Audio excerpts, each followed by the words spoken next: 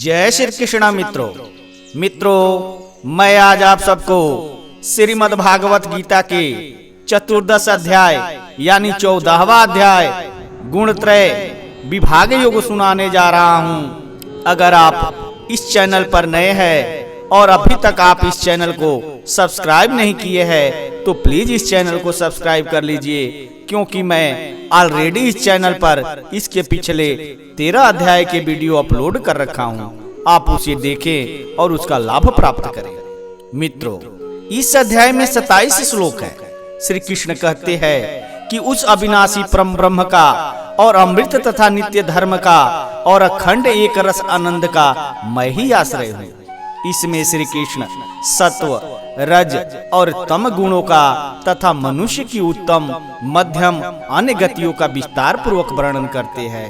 अर्थात ब्रह्मा, अमृत, अव्यय और शाश्वत धर्म तथा एकांतिक सुख, यह सब मेरे ही नाम है। अंत में इन गुणों को पाने का उपाय और इसका फल बताया गया है। अर्थात इन सब का मैं ही आश्रय हूँ। श्री भगवान ने कहा, हे अर्जुन, समस्त ज्ञानों में भी सर्वश्रेष्ठ इस परम ज्ञान को मैं तेरे लिए फिर से कहता हूँ, जिसे जानकर सभी संत मुनियों ने इस संसार से मुक्त होकर परम सिद्धि को प्राप्त किया है। इस ज्ञान में स्थिर होकर वह मनुष्य मेरे जैसे स्वभाव को ही प्राप्त होता है। वह जीव ना तो सृष्टि के प्रारंभ में फिर से उत्पन्न ही होता है और ना ही प्रलय के समय कभी व्याकुल होता है। हे भरतवंशी, मेरी यह 8 तत्वों वाली जड़ प्रकृति यानी जल, अग्नि, वायु, पृथ्वी, आकाश, मन, बुद्धि और अहंकार ही समस्त वस्तुओं को उत्पन्न करने वाली योनि यानी माता है। और मैं ही ब्रह्मा यानी आत्मा रूप में चेतन रूपी बीज को स्थापित करता हूँ। इस जड़ चेतन के संयोग से ही सभी चर अचर प्राणियों का जन्म संभव होता है। हे कुंती पुत्र, समस्त योनियों जो भी शरीर धारण करने वाले प्राणी उत्पन्न होते हैं, उन सभी को धारण करने वाली ही जड़ प्रकृति ही माता है। और मैं ही ब्रह्मा यानी आत्मा हूँ। उन सभी को धारण करने वाली ही जड़ प्रकृति ही माता है और मैं ही ब्रह्मा यानी आत्मा रूपी बीज को स्थापित करने वाला पिता हूँ। हे महाबाहु अर्जुन, सात्विक गुण, राजसिक गुण और तामसिक गुण, यह तीनों गुण भौतिक प्रकृति से ही उत्पन्न होते हैं। प्रकृति से उत्पन्न तीनों गुणों के कारण ही अविनाशी जीवात्मा शरीर में बंध जाती है। हे निष्पाप अर्जुन, सत्वगुण अन्य गुणों की अपेक्षा अधिक शुद्ध होने के कारण पाप कर्मों से जीव को मुक्त करके आत्मा को प्रकाशित करने वाला होता है, जिससे जीव सुख और ज्ञान के अहंकार में बंध जाता है। हे कुंती पुत्र, रजोगुण को कामनाओं और लोभ के कारण उत्पन्न हुआ समझ, जिसके कारण शरीरधारी जीव सकाम कर्मों यानी फल की आसक्ति में बंध जाता है। हे भरतवंशी, तमोगुण को शरीर के प्रति मोह के कारण अज्ञान से उत्पन्न हुआ समझ, जिसके कारण जीव प्रमाद यानी पागलपन में व्यर्थ के कार्य करने की प्रवृत्ति, आलस्य यानी आज के कार्य को कल पर टालने की प्रवृत्ति और निद्रा यानी अचेत अवस्था में न करने योग्य कार्य करने की प्रवृत्ति द्वारा बंध जाता है। हे अर्जुन, सतोगुण मनुष्य को सुख में बांधता है, रजोगुण मनुष्य को सकाम कर्म में बांधता है और तमोगुण मनुष्य के ज्ञान को ढककर प्रमाद में बांधता है। हे भरतवंशी अर्जुन, रजोगुण और तमोगुण के घटने पर सतोगुण बढ़ता है, सतोगुण और रजोगुण के घटने पर तमोगुण बढ़ता है। इसी प्रकार तमोगुण और सतोगुण के घटने पर तमोगुण बढ़ता है। जिस समय इसके शरीर सभी 9 द्वारों यानी 2 आंखें, 2 कान, 2 नथुने, मुख, गुदा और उपस्थ में ज्ञान का प्रकाश उत्पन्न होता है, उस समय सतोगुण विशेष बुद्धि को प्राप्त होता है। हे भरतवंशियों में श्रेष्ठ, जब रजोगुण विशेष बुद्धि को प्राप्त होता है, तब लोभ के उत्पन्न होने के कारण फल की इच्छा से कार्यों को करने की प्रवृत्ति और मन की चंचलता के कारण विषय भोगों को भोगने की अनियंत्रित इच्छाएं बढ़ने लगती है।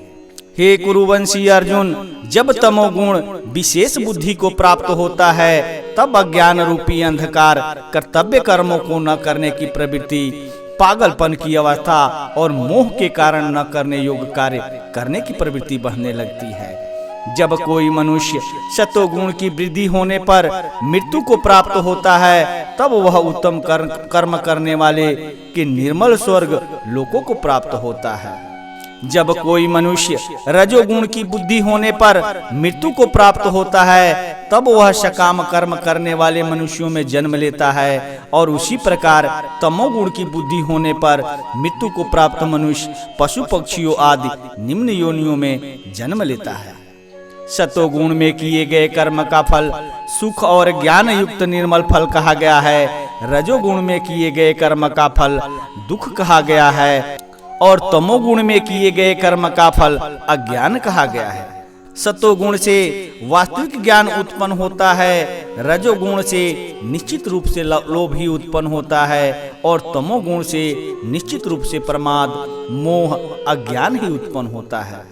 सतोगुण में स्थित जीव स्वर्ग के उच्च लोकों को जाता है, रजोगुण में स्थित जीव मध्य में पृथ्वी लोक में ही रह जाते हैं और तमोगुण में स्थित जीव पशु आदि नीच योनियों में नरक को जाते हैं। जब कोई मनुष्य प्रकृति के तीनों गुणों के अतिरिक्त अन्य किसी को करता नहीं देखता और स्वयं को दृष्टा रूप से देखता है तब वह प्रकृति के तीन गुणों से परे स्थित होकर मुझ परमात्मा को जानकर मेरे दिव्य स्वभाव को ही प्राप्त होता है। जब शरीरधारी जीव प्रकृति के इन तीनों गुणों को पार कर जाता है तब वह जन्म, मृत्यु, बुढ़ापा तथा सभी प्रकार के कष्टों से मुक्त होकर इसी जीवन में परम आनंद स्वरूप अमृत का भोग करता है। अर्जुन ने पूछा, हे प्रभु, प्रकृति के तीनों गुणों को पार किया हुआ मनुष्य किन लक्षणों के द्वारा जाना जाता है और उसका आचरण कैसा होता है तथा वह मनुष्य प्रकृति के तीनों गुणों को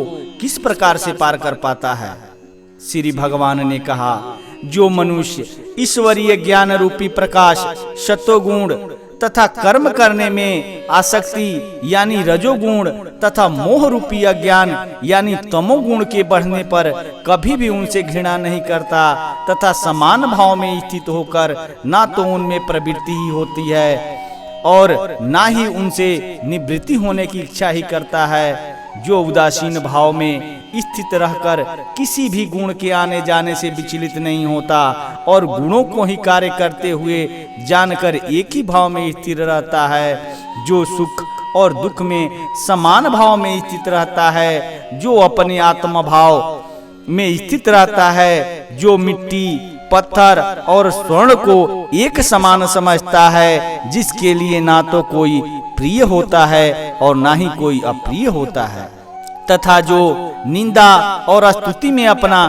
धीरज नहीं खोता है, जो मान और अपमान को एक समान समझता है, जो मित्र और शत्रु के पक्ष में समान भाव में रहता है तथा जिसमें सभी कर्मों के करते हुए भी कर्तापन का भाव नहीं होता है, ऐसे मनुष्य को प्रकृति के गुणों से अतीत कहा जाता है।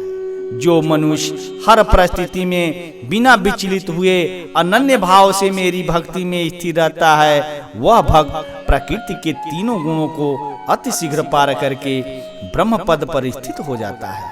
उस अविनाशी ब्रह्म पद का मैं ही अमृत स्वरूप, शाश्वत स्वरूप, धर्म स्वरूप और परम आनंद स्वरूप एकमात्र आश्रय हूँ। इस प्रकार उपनिषद, ब्रह्म विद्या तथा योग शास्त्र रूप श्रीमद् भागवत गीता के श्री कृष्ण अर्जुन संवाद में प्राकृतिक गुण विभाग योग नाम का 14वां अध्याय संपूर्ण हुआ। मित्रों, यह जानकारी आपको कैसी लगी? मुझे आशा ही नहीं पूर्ण विश्वास है कि 14वां अध्याय आप सबको समझ में आया होगा। अगर आप इस चैनल पर नए हैं और चैनल को सब्सक्राइब नहीं किए हैं तो प्लीज चैनल को सब्सक्राइब कर लीजिए, क्योंकि मैं इसके पिछले 13 अध्याय ऑलरेडी इस चैनल पर अपलोड कर रखा हूं। आप उसे देखें और उसका लाभ प्राप्त करें। तब तक के लिए इतना ही। धन्यवाद।